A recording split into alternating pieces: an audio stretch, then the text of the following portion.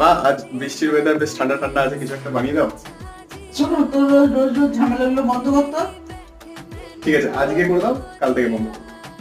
যাই হোক, মাকে পটিয়ে রাজি করলাম মোগলাই বানানোর জন্য।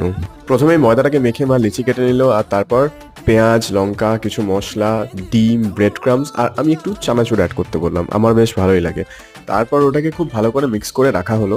দেখো, পরোটাটা দোকানের মতো বেলার স্কিল আমাদের নেই, তাই মা কি করলো, একটু বড় একটা থালা নিল আর তার মধ্যে পাতলা করে বেলে নিল। তারপর মোগলাইয়ের জন্য রেডি করে রাখা যে মশলাটা ভেতরে, সেটা দিয়ে এইভাবে সিল করে গরম তেলে ছেড়ে দিল।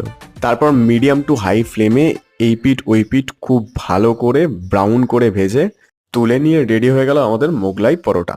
ব্যাস, আমাদের ডিনার রেডি। আর আলুর তরকারিটা মা আগেই বানিয়ে রেখেছিল। এখন ম্যাক্সিমাম দোকানে মোগলাইয়ের সাথে ঘুগনি সার্ভ করা হয়, কিন্তু আগে আলুর তরকারি দেওয়া হতো, তাই আলুর তরকারি বানানো হয়েছিল।